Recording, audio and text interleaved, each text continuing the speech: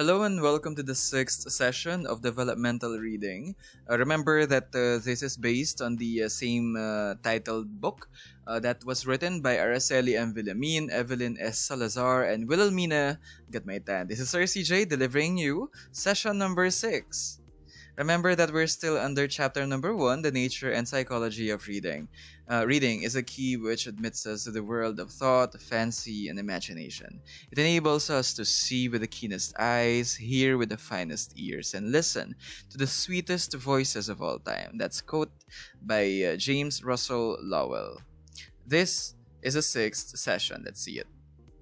Ayan, the different kinds of reading. Reading can be classified in according to the rate or speed at which a person reads, as well as his purpose. So there are two factors in there. We classify reading in terms of rate, yung bilis, and in terms of purpose, kung ano yung reason kung bakit siya nagbabasa. Now, for certain reading tasks, okay na ang skimming and scanning. They're actually more appropriate.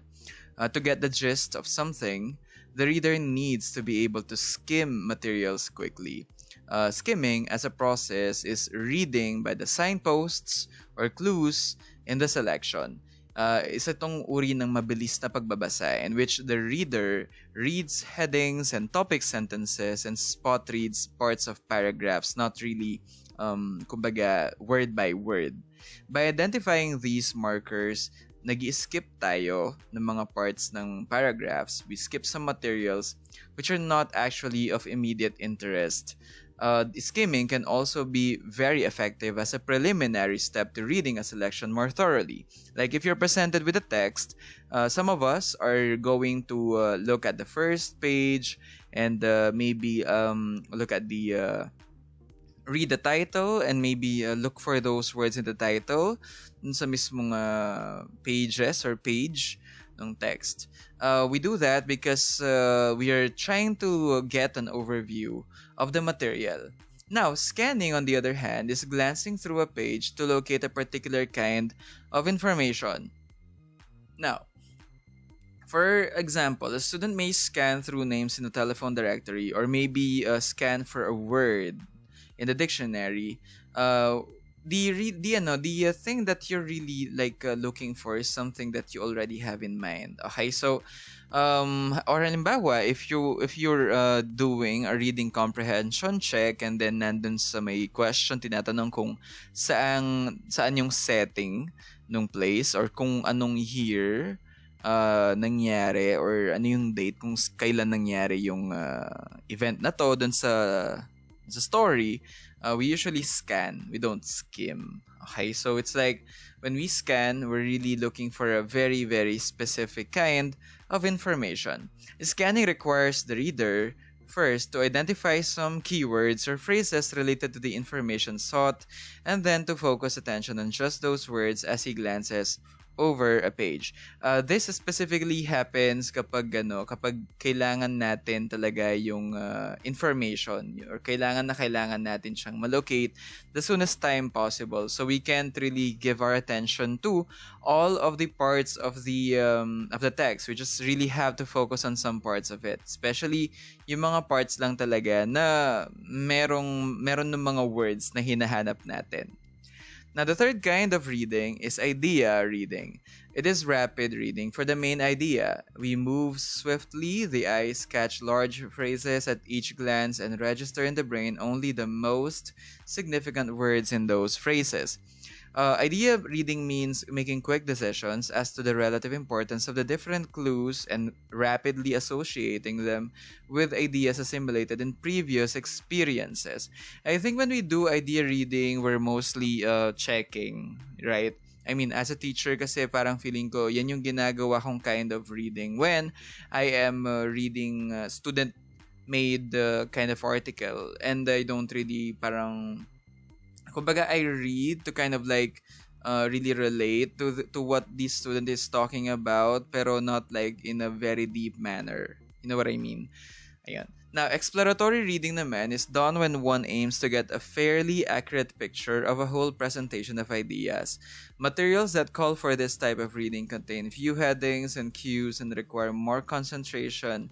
For instance, mga magazines, mga magazine articles, mga descriptive kinds of literature, and even light fiction. Okay, so the next kind of reading is study reading. In study reading, we are very systematic when it comes to the reading process. Unlike in exploratory reading, that is mostly parang, I think, recreational. We're not really looking for a particular kind of information. We just got interested with a particular headline or a title, or maybe our eyes were caught by our eyes caught something like an image, like say for instance, I mean an image of a puppy, or an image of a kind of dress, or maybe an image of a flower, and parang the article is talking about those puppies, is talking about that particular kind of dress, that particular dress. Or the article might be talking about that particular kind of flower because we know it's rare. That is much exploratory. This one, in study reading, we are quite more systematic. The learner gets a maximum understanding of the main ideas of their relationship. We're not aimless here. We're specifically following a procedure from S, which is for survey, Q for question, after like looking at the material, like looking for some information. We're gonna ask some questions, and then we're gonna start reading and then repeating it to ourselves and then reviewing what we just read, which stands for the 3 R's. All right. Now, techniques involved in study reading in SQ3R are preliminary skimming. So again, you know what skimming is. I don't have to repeat myself. Which is the survey part. Thinking and questioning oneself, which is the question part. Concentrating on small units at a time and with breaks for thinking, that is for reading and reciting parts. So again, concentrating on small units at a time, and then you're breaking for some time. Like you don't really continuously read it, so you stop at some parts and then you just kind of like take notes. Ayan, so you're reading and you're reciting, and then the last one is reviewing the basic parts, the basic ideas before closing the reading. So that's review part. So again, these are the processes. Okay, so meron tayong 5 na parts. Well, technically, survey, question, and then yung tatlong R's, which makes it 5. But the techniques are only 4. Okay, we're actually putting together reading and reciting. All right. Now, in critical reading, the next kind of reading, the reader stops to consider the facts carefully, like very carefully. It is not necessary to read fast because rapid reading of the main ideas might lead to false conclusions. This is the kind of reading used on periodicals, on books, on advertising materials which are loaded with propaganda devices designed to sway opinions or sell products. Like if you're given a pamphlet or a brochure about a kind of an investment, a life investment, or maybe a pamphlet about a bank product, you might want to read very critically because there might be some fees there that you might overlook if you're gonna read fast. Okay, like if you're reading terms and conditions of maybe you're getting a new house, and then it's meron siyang talks about monthly amortizations, about down payments, about amilyars. You have to be careful with reading. You have to be critical in reading that material because there might be something hidden in those behind those lines, behind those words that you may not notice if you're reading fast. Now, to become a critical reader, it is required that we go back and consider carefully the source of the reading materials and the possible biases or ulterior motives of its author or publisher might have. This is actually related to mga periodicals na supported or backed by several kinds of people. You know what I mean? There are newspaper outlets that are being funded by, say for instance, by a telecommunication service, or maybe an internet service provider. So you can expect those newspapers not to publish anything detrimental to the ISPs or the telcos which are funding them. You know what I mean? And then if that particular newspaper is funded by a particular TV network, you can expect that newspaper to be very very careful, okay, when it comes to writing about the executives of that particular TV network that is funding it. Okay, so when you're reading those materials, you have to be very careful because they might have some reservations, okay, and even biases. Now, the second one is you have to consider facts about the author, his backgrounds, and his knowledge of the subject. If the author is trying to explain something highly political, like highly technical political, like there has to be tons of research na kailangan gawin before actually discussing that matter. But then, this particular person who just got voted into office and who hasn't been exactly studying the subject matter, okay, for I don't know the recent years or not ever, is now talking about it. Well, you might want you might want to step back, okay, from among the audiences who are listening to him, because maybe his credentials don't really qualify him to talk about such a matter or such a subject. You have to consider the author, the background of the author, and yung knowledge niya of the subject, okay, before you continue reading the article written by that author, by that said author. Next, you have to watch out for inconsistencies or some false analogies. Like you have to be parang ako when I read, I have this constant nudge sa sarili ko, like 'di ba sabi niya ganyan kanina, o kaya 'di ba parang di naman ganyan yung pagkaka-describe diyan. You know what I mean? I do that. I don't know about you, pero I do that. Whenever I read something, I really relate it to, say, the age of the character, from whom the point of view is coming from. Like if it's supposed to be a woman who's coming from a very simple life, maybe that same woman won't say words that are highly like urbanized terms. Like, instead of saying sub, or instead of saying something that is like something that people in a particular community, you know what I mean, is going to say about a train, she's just gonna say train. You know what I mean? Like, any of halimbawa, kine-claim nung character na English siya, galing siyang London, and then sa kanya yung point of view nung book, yung chapter na yun ng book, then we have to expect that yung mga words na ginagamit niya to describe everything or kumbaga English talaga, English na English. Okay. We have to watch out for those inconsistencies and false analogies and mistakes that are nakakamit ng mga authors. Now, we have to be aware of emotionally loaded words which appeal to basic emotions and stir up strong reactions. May mga pagkakataon na hindi naman talaga, kumbaga, sinasakal, okay, yung tao.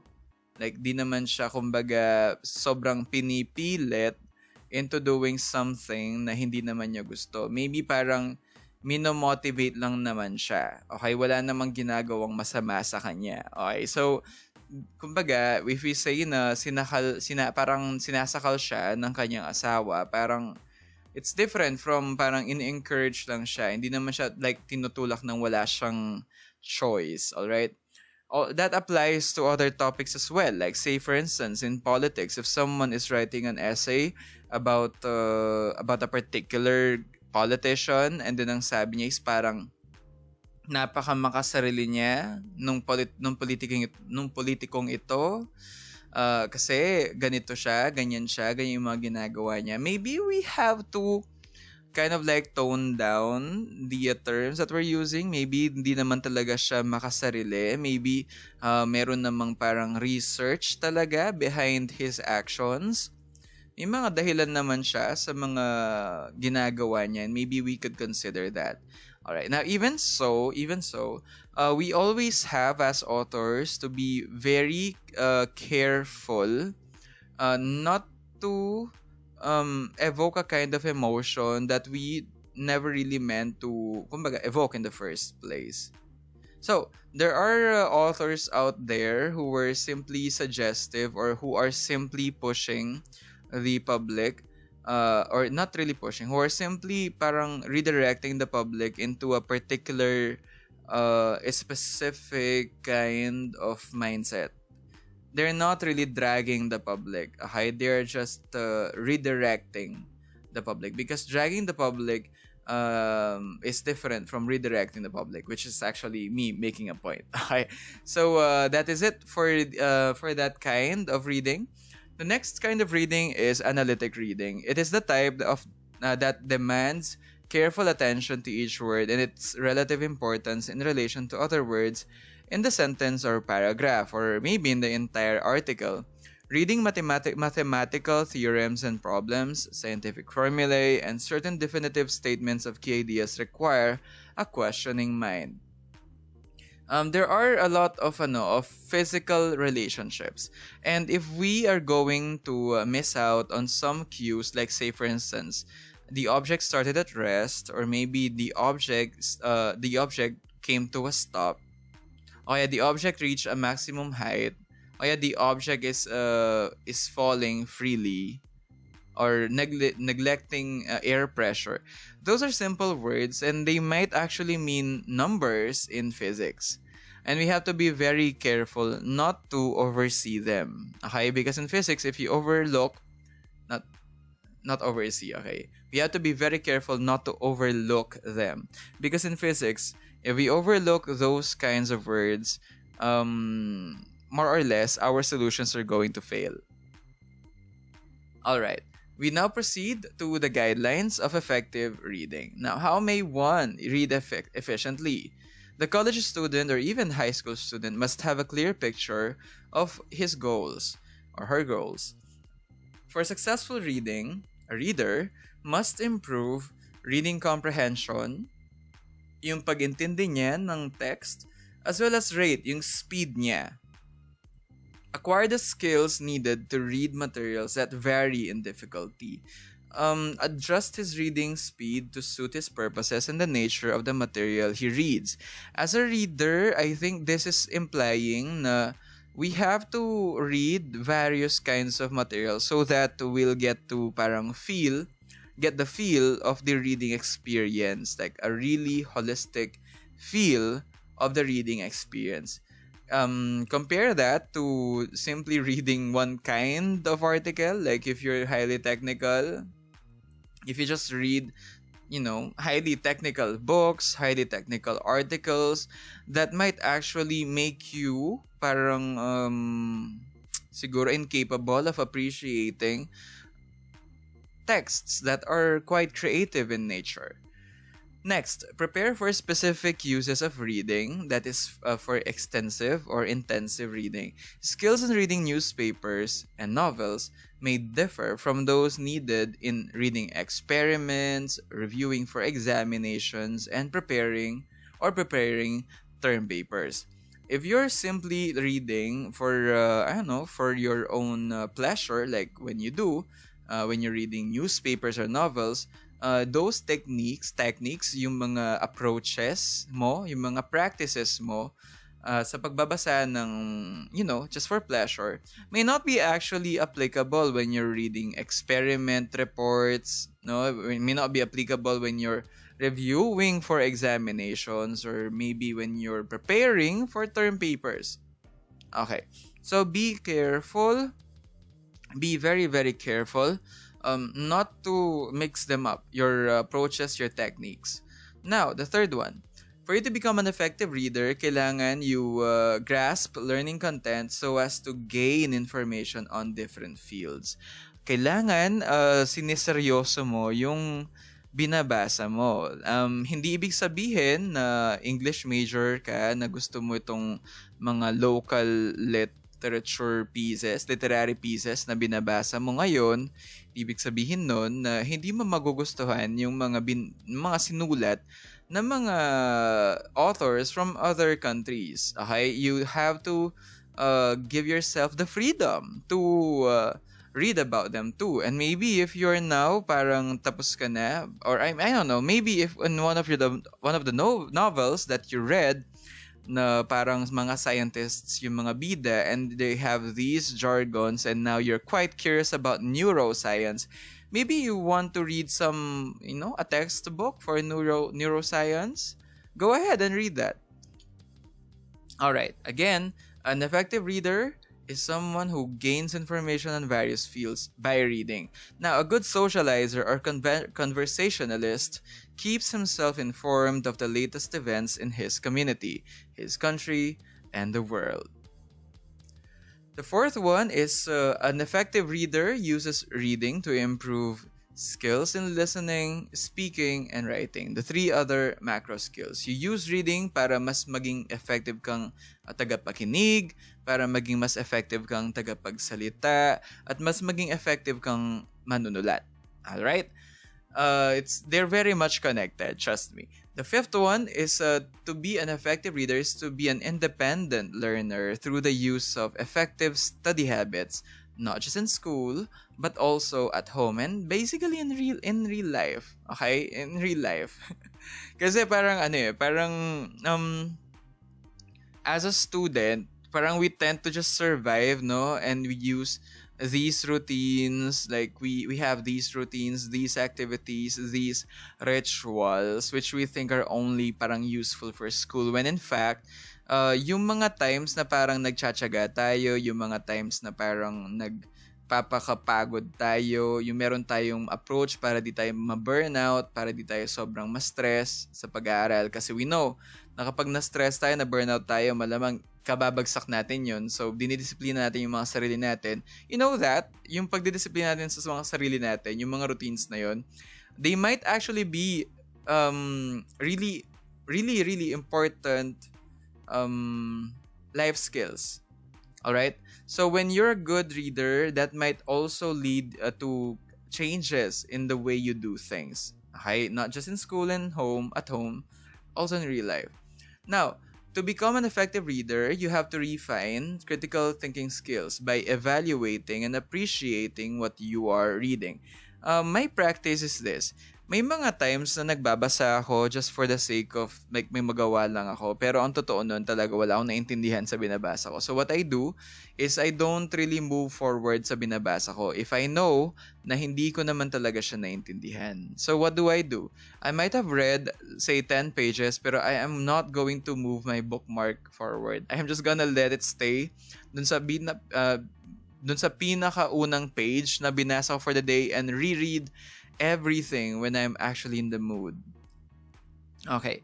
Kasi mahirapan kang mag-continue nang hindi mo na-appreciate yung binabasa mo. Also, an effective reader is having fun by reading. Now, you have to read, an effective reader reads different materials that bring him pleasure, makes him laugh, and helps him relax. Or sometimes, informs him, just because you get informed, it doesn't mean that it's pleasurable. Okay, so sometimes the information is quite difficult to understand, right? Pero you love those kinds of topics, reading about those kinds of topics. So you just go and move forward reading that particular material, even though it's difficult to understand. Now, if you do have that, nag-enjoy ka pa rin, okay, kahit na nahihirapan ka sa pagbabasa ng isang uri ng material, and you're more or less an effective reader. Now, for the checkpoint, yes, nasa checkpoint na tayo, you have to identify the kind of reading referred to in the following statements. So you have to write your answer in the blank after each statement. Item number 1. The kind of reading used on periodicals and advertising materials which are loaded with propaganda devices designed to sway one's opinion. What is that? If you're done answering, let's proceed with item number 2. The type that requires careful attention to each word and its relative importance in relation to other words in the sentence or paragraph. What term is that? Let us now proceed with question number 3. Reading the signposts or the clues in the selection. What term is being referred to? Let us now proceed with the next item. Making quick decisions as to the relative importance of the different clues and rapidly associating them with ideas assimilated in previous experiences. What term is being referred to? Let us now proceed with item number 5. The learner gets a maximum understanding of the main ideas and their relationships. What term is being referred to? Item number 6, a preliminary step to reading something more thoroughly. What term is that? Item number 7, this is used for materials that contain few headings and cues and those that require more concentration, such as long articles in magazines. What term is that? Item number 8, the type needed in understanding mathematical theorems and problems, scientific formulae, and certain definitive statements of key ideas. What term is that?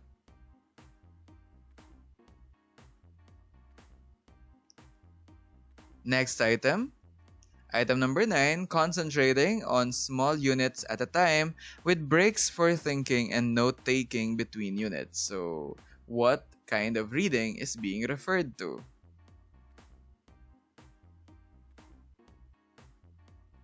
And the last item for this part, the kind of reading that makes the reader stop to consider all facts carefully. So, what do you think is that kind of reading?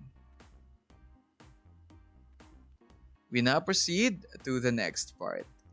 We have to fill in the blanks, as usual, with the correct word or correct terms. The SQ3R reading formula, which is used in study reading, has been very effective in the content fields. So, what is the S, Q, R1, R2, and R3 stand for? If you need more time, you can pause this video. Let us now proceed with the next part. The content fields referred to in which the formula is used include. So, ang ibig sabihin nito, ang tinatanong dito actually nung book is ano-ano yung mga content fields na pwedeng gamitan nung formula na SQ3R. So, we have there actually, I think, 5 na mga fields na na-mention. You need more time? You can pause this video. Let us now proceed with the answers. For item number 1, the answer is critical thinking. Critical reading. For item number 2, the answer is analytic reading. For item number 3, the answer is skimming. For item number 4, the answer is idea reading. Did you get all of them correctly? Item number 5, 6, 7, and 8. For item number 5, it's study reading. For item number 6, it's skimming. For item number 7, the answer is exploratory reading. For item number 8, the answer is analytic reading. Did you get all 8 correctly so far? Let's see items number 9 and 10. Number 9 is study reading, and the last one is critical reading. Now, what is SQ3R standing for? Well, S is for survey, Q is for question, R1 is for read, R2 is for recite, and then R3 is for review. I hope that you got all of them correctly. For the last set of items, we can actually use the formula in science, humanities, arts, social studies, and mathematics. So, how did you do? How many of the items in this checkpoint did you get correctly? Ayan. I'm hoping na pasado ka na dyan. Okay? Kasi kung hindi pa, I suggest that you go back to this, you go back dun sa pinakaunang part ng video lesson natin para talagang mag-grasp mo na, maybe by repetition, kung ano yung, kumbaga, pinaka-lesson ng video lesson na to. However, if you already had a very satisfactory, a very satisfying performance in that assessment, I hope that you're ready for the next video lesson related to developmental reading. This is still Sir CJ, and I hope I'm going to see you in the next video lesson. Have a good day.